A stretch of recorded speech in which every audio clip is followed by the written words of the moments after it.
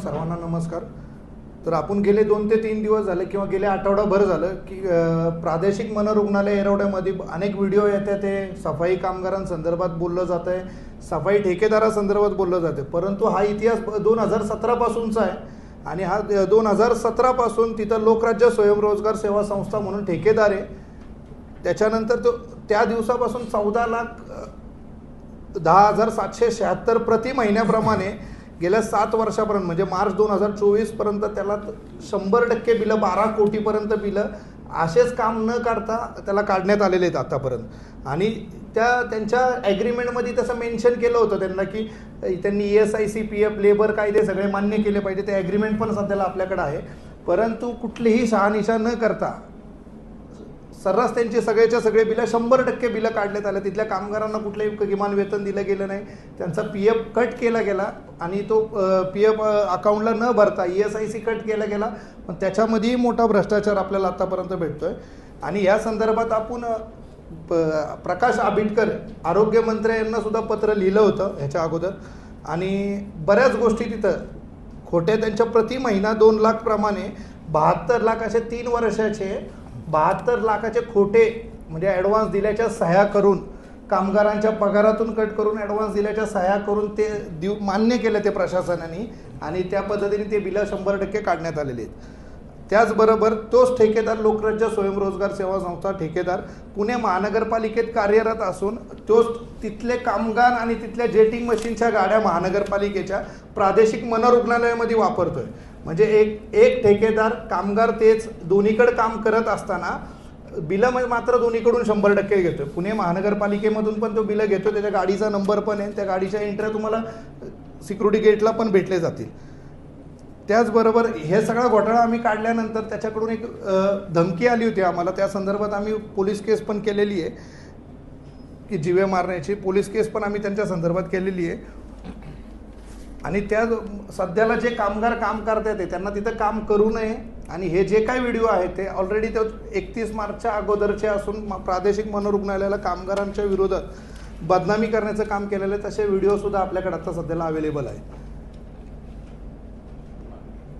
सध्याची आमची प्रमुख मागणी आता संदर्भात तेच आहे की एवढं सगळं करत असताना आणि ह्याच्या संदर्भात ह्याला चौकशी समिती नेमली होती।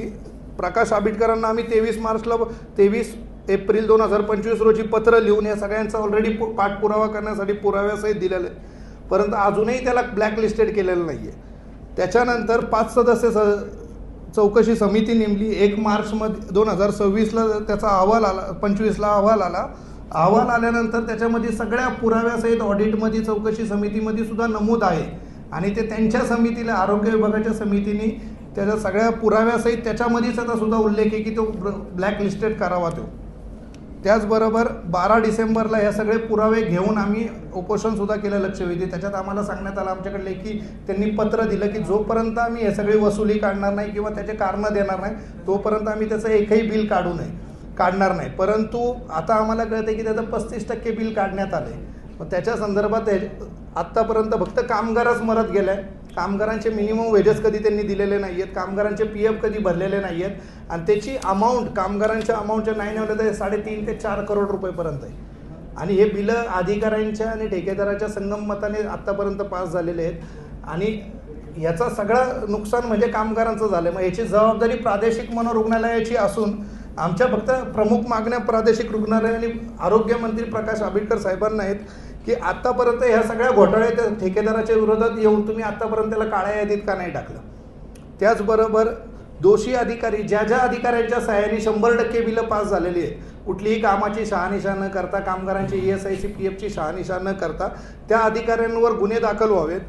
कंत्राटी कामगारांना PF, किमान वेतन, दिवाळी बोनस, लिव्ह पेमेंट तात्काळ अदा करावा। आता ठेकेदाराचं जे काही तुम्ही बिल थांबवलं आहे, एकतर हे प्रिन्सिपल क्लायंट म्हणून प्रादेशिक मनोरुग्णालय आणि आरोग्य विभागाची जबाबदारी होती आत्तापर्यंत, पण त्यांनी न करता ठेकेदाराला सर्रास बिलं पास करून आज त्या बिचाऱ्या कामगारांना कोर्टामार्फत घेण्याची गरज पडते, म्हणजे परत वकिलाचा खर्च आला, त्याला वेळ मारून गेला।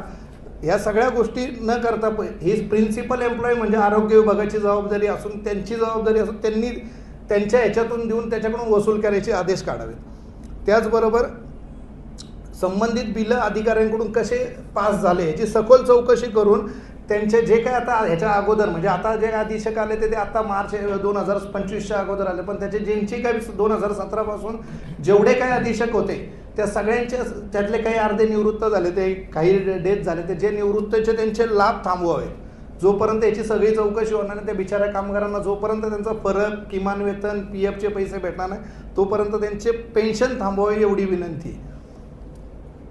आणि ह्या सगळ्या ज्या काय आम्ही आरोप केलेले आहेत त्यांचे सगळे पुरावे त्यांच्या चौकशी समितीमध्ये सिद्ध झालेले आहेत, त्यांचे अहवाल आमच्याकडे आहेत. त्याच्यानंतर उपसंचालकांनी संचालक मनोरुग्णालय वगैरे मुंबई आयुक्तालयाला त्यांचा अहवाल पाठवला की त्या संबंधित ठेकेदाराला ब्लॅकलिस्टेड करावा. तो अहवाल मार्च 2025चा आहे, म्हणजे आता 1.25 वर्ष होऊन सुद्धा आजही ते ठेकेदार तोच काम करतोय. पण आम्हाला हे सांगायचं एवढं सगळं चुकीचं घडत असताना, एवढा मोठा भ्रष्टाचार असताना 12 करोड रुपये कुठलीही शहानिशा न करता त्या ठेकेदाराला आत्तापर्यंत दिले गेले. त्याचबरोबर ह्या सगळ्या गोष्टी चालत त्या बिचाऱ्या कामगारांनी मनोरुग्णांची सेवा करून त्यांचा गुन्हा काय आहे तिथं. म्हणजे ते आज आपण बघतोय की कामगार जर काम करत असेल स्वच्छतेचं, बाहेरचे रुग्णालय आणि प्रादेशिक मनोरुग्णालय ह्याच्यामध्ये फरक काय आहे की तिथं कोणाला सेन्स नसतो की किती घाण होईल आणि किती नाही.